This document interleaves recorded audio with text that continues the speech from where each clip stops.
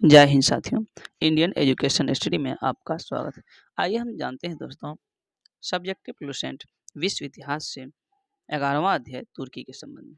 तुर्की की हम बात करें तो तुर्की को यूरोप का मरीज कहा जाता है। यूरोप का मरीज तुर्की कहा जाता है।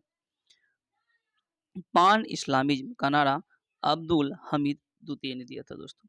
युवा तुर्क आंदोलन इसकी शुरुआत अब्दुल हमीद द्वितीय के शासनकाल में 1908 ईस्वी हुआ था। युवा तुर्क आंदोलन प्रथम विश्व युद्ध के बाद तुर्की के साथ भीषण अपमानजनक की संधि हुई थी, जिसे सेव्र की संधि यानी कि प्रथम विश्व युद्ध के बाद तुर्की के साथ भीषण अपमानजनक की संधि सेव्र की संधि जो 10 अगस्त 1920 ईस्वी को की गई थी। मुस्तफ़ा कमाल पाशा ने इसे मानने से इनकार कर दिया। आधुनिक तुर्क के निर्माता दोस्तों मुस्तफ़ा कमाल पाशा को माना जाता है। आधुनिक तुर्की के निर्माता मुस्तफ़ा कमाल पाशा। इसे अतातुर्क यानी तुर्की के पिता के उपनाम से भी जाना जाता है। तो तुर्की के पिता मुस्तफ़ा कमाल पाशा को माना जाता है। मुस्तफ़ा कमाल पाशा का औपचारिक जन्मतिथि की हम बात करें तो 19 मई 1881 ईस्वी को सेलेनिका में हुआ था। मुस्तफ़ा कमाल पाशा का जन्म सेलेनिका में हुआ था। कब? तो 19 मई 1881 ईस्वी।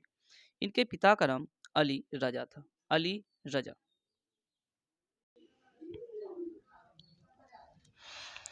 तुर्की में एकता और प्रगति समिति का गठन 1889। तुर्की में एकता और प्रगति समिति का गठन कब हुआ था? 1881 ईस्वी में। प्रारंभ में कमाल पाशा एकता और प्रगति समिति के प्रभाव में आया और एक सेनापति के रूप में कमाल पाशा ने गल्ली पोती युद्ध में शानदार सफलता हासिल की थी दोस्तों। और इसी के बाद 1919 ईस्वी में कमाल पाशा ने सैनिक पद से इस्तीफा दे दिया।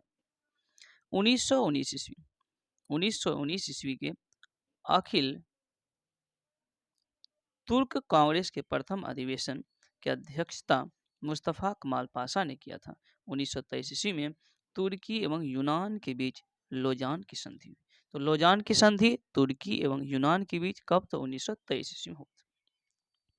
23 अक्टूबर 1923 को तुर्की गणतंत्र की घोषणा हुई। तो तुर्की गणतंत्र की घोषणा 23 अक्टूबर 1923। कमाल पाशा ने तुर्की में 3 मार्च 1924 को खिलाफत को समाप्त कर दिया। कमाल पाशा ने तुर्की में 3 मार्च 1924 को खिलाफत को समाप्त कर दिया और 20 अप्रैल 1924 को तुर्की में नए संविधान की घोषणा हुई। तुर्की के नए गणतंत्र के राष्ट्रपति मुस्तफ़ा कमाल पाशा हुआ। तुर्की में नए गणतंत्र के राष्ट्रपति कौन? तो मुस्तफ़ा कमाल पाशा। रिपब्लिकन पीपुल्स पार्टी जिसके संस्थापक मुस्तफ़ा कमाल पाशा था। मुस्तफ़ा कमाल पाशा द्वारा किए गए महत्वपूर्ण कार्य इस प्रकार है। पहला है 1932 ईस्वी में तुर्की भाषा परिषद की स्थापना। तो तुर्की भाषा परिषद की स्थापना 1932 ईस्वी में हुआ था। 1933 ईस्वी में तुर्की में प्रथम पंचवर्षीय योजना लागू 1933 में। 1924 ईस्वी में तुर्की को धर्मनिरपेक्ष राष्ट्र की घोषणा और इस्तांबुल में एक मेडिकल कॉलेज की स्थापना की गई थी। फिर पांचवा हो जाएगा ग्रेगोरियन कैलेंडर का प्रचलन जो कि 26 दिसंबर 1925 ईस्वी में किया गया दोस्तों। इस्तांबुल का पुराना नाम की हम बात करें, इस्तांबुल का पुराना नाम तो कुस्तुनतुनिया था। कुस्तुनतुनिया इस्तांबुल का पुराना नाम हो जाएगा दोस्तों। और 25 नवंबर 1925 ईस्वी को तुर्की में टोपी और औरतों को बुर्का पहनने पर कानूनी प्रतिबंध लगाया गया था। कमाल पाशा की मृत्यु 1938। तो कमाल पाशा के यानी कि मुस्तफ़ा कमाल पाशा की मृत्यु 1938 में हुई थी। तो दोस्तों 11वां अध्याय यहाँ पर समाप्त होता है जो कि तुर्की के संबंध में था।